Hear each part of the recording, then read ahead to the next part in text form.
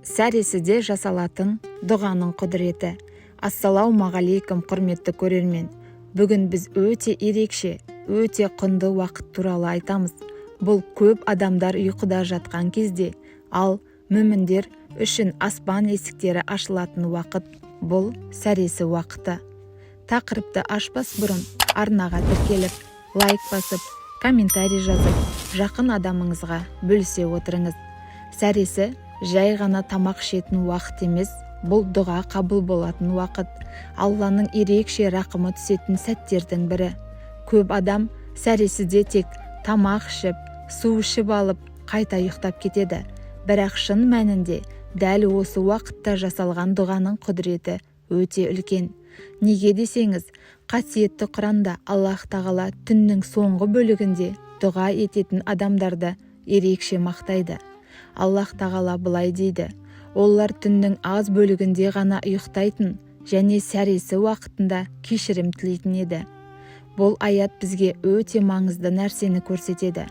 Нағыз тақуа адамдар дәл сәресі уақытында Алладан кешірім сұрайтын болған. Пайғамбарымыз саллаллаху алейхи уассалам бір хадисінде былай деген: түннің соңғы 1/3 бөлігі келгенде Аллах тағала дүние аспанына түсіп, маған дұға ететін бар ма, дұғасын қабыл етейін, менен сұрайтын бар ма, сұрағанын берейін, кешірім тілейтін бар ма, кешірейін дейтін. Міне осы уақыт сәресі уақыты. Ойланып көріңізші, Аллах тағала өзі кім сұрайды деп тұрған уақытта дұға жасамау қандай өкінішті. Сәресі уақыты жүрек ең таза болатын уақыт. Адамның ойы тыныш болады, дүние тыныш, аспан тыныш, ал дұға тура Аллаға көтеріледі. Сондықтан көптеген ғалымдар сәресіде жасалған дұға ең әсерлі дұғалардың бірі деп айтқан. Көптеген адамдар өмірінде үлкен өзгерістер дәл осы уақытта жасаған дұғалар арқылы келген.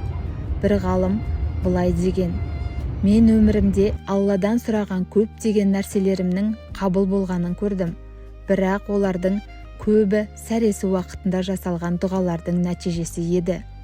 Сәресі уақытында қандай дұға жасау керек? Шын мәнінде арнайы бір ғана дұға міндетті емес. Адам жүрегінен шыққан кез келген дұғаны жасай алады. Мысалы, Алладан кешірім сұрау, ризық сұрау, денсаулық сұрау, отбасының амандығын сұрау, қиындықтың жеңілдетуін сұрау.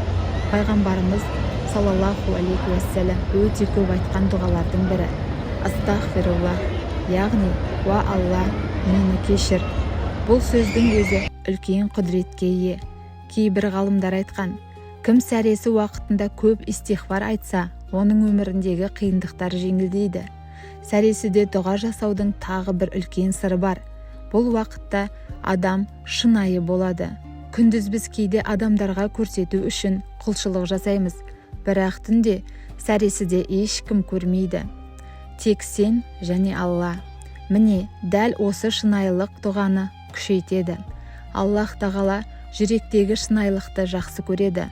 Сондықтан сәресі уақыты Аллаға ең жақын болатын уақыттардың бірі. Тағы бір қызық нәрсе: көптеген үлкен ғалымдар, әулиелер, тақуа адамдардың өздерінің жетістіктерінің сырын сұрағанда сәресі уақытындағы дұға деп жауап берген. Өйткені бұл уақыт рухани күштің уақыты. Кейде адам өмірінде қиындықтар болады, жолдары жабылып қалғандай сезінеді, істері жүрмейді. Осындай кезде ең күшті амалдардың бірі сәресіде тұрып дұға жасау. Кейде бір ғана шынайы дұға адамның тағдырын өзгертіп жібереді. Сондықтан Рамазан айында сәресі уақытын бос жібермеу өте маңызды. Тіпті 5 минут болса да дұға жасау керек.